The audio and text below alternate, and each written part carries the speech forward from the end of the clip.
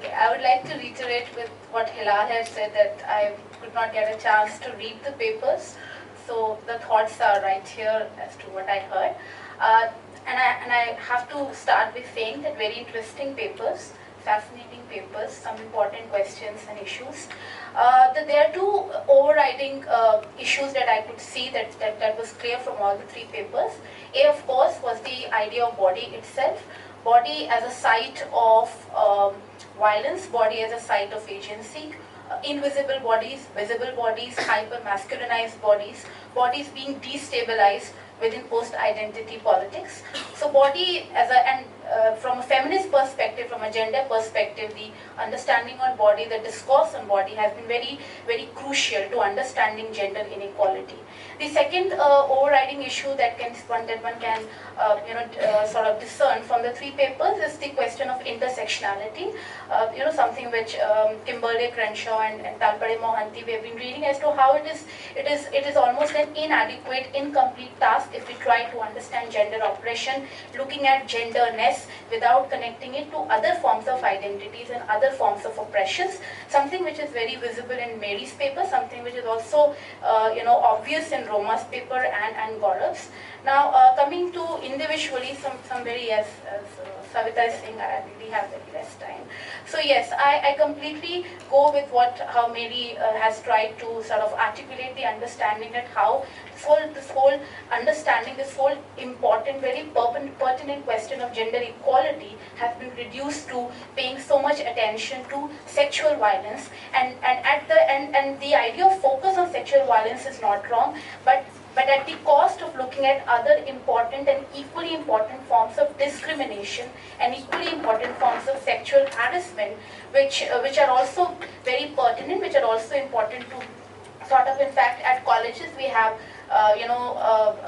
internal complaints committee, where as a committee we are supposed to look at cases of sexual harassment on campus, and I am the convener in my college, and I think for past 3 years, every semester at least 4 to 5 cases come to us, which could be also between, in terms of, it has also been between faculty and student, but it is also for women who have been living in PGs and in hostels. So it is important to sort of distinguish, and this obsession, okay, so obsession was an extreme word, but this understanding of reduction to gender equality and the question to violence is also coming from our obsession with the body, and the fact that a woman's body needs to be pure, the fact that the woman's body needs to be, woman needs to be a virgin, and that comes within the structure, within the discourse of marriage and purity and therefore body.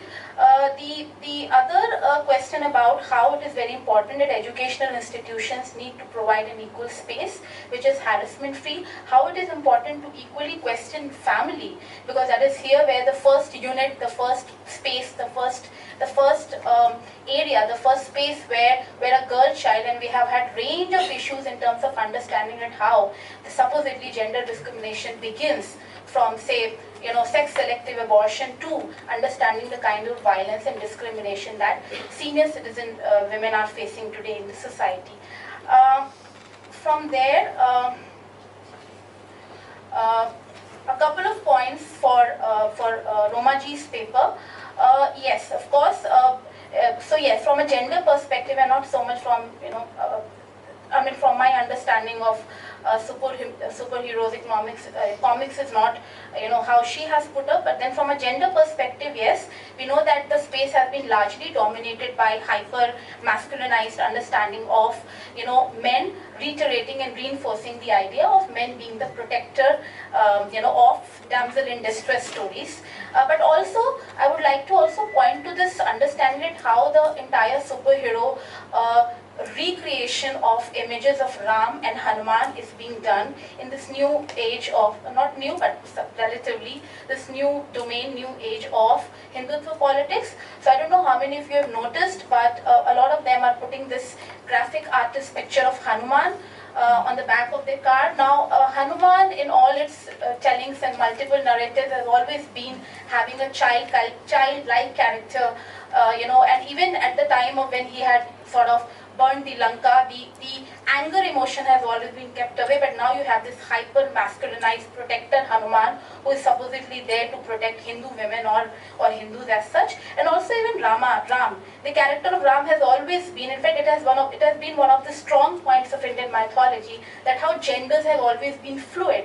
And here you have a Kamal Nayan, though there are problems in terms of Ram also being the Maryada and the very idea of playing up to the role and being, and the way and then the way the gender dynamics played out with the character of Sita. But then it has moved from Kamal Nayan to now at Ram Navami. If again you would have noticed, there have been very hyper masculinized and almost six-pack ab Ram, like with sword and with so this imagery sort of really, because for us it has always been Ramanand Sagar's image of Ramayana. But then you see how this particular shift has also been happening in terms of rebuilding some of those, and if in a way what Romaji says, perhaps the way superheroes are being reimagined in this scenario is by sort of resorting to that hyper masculinized understanding.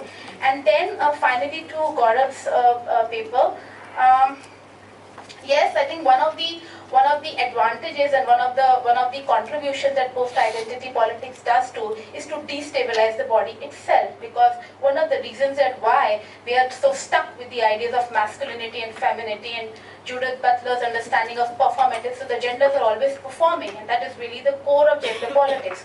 So what it does is destabilizes the body. It sort of does free us from those notions. But having said that, I would like to also sort of, would like to appeal that it's important, in spite of the identity that you want to give, a separate identity coming from criticism of feminist politics, the collaboration and interconnection between feminist politics and core politics are very important. That solidarity, that interconnection, because some of the issues when we look at discrimination, when we look at the understanding of inequality, that lens, the lens that feminist perspective has so far sort of given is also essential when we look at core politics. And also thirdly, the issue of intersectionality. If you could look at that, how it has played out in terms of class and in terms of caste, and it is very visible. I mean, I would like to end it with my experience where I had gone to this pub. I suppose it is called pub.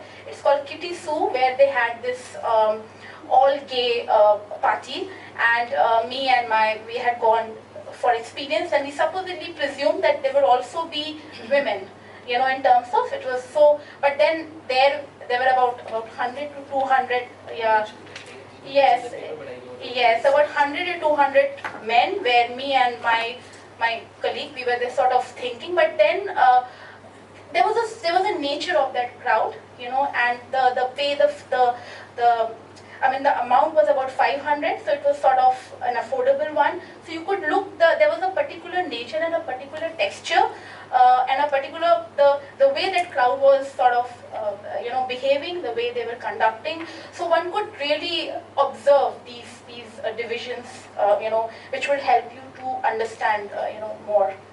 Yeah, thanks. Thank you. Just about two or three questions. I know there will be many, but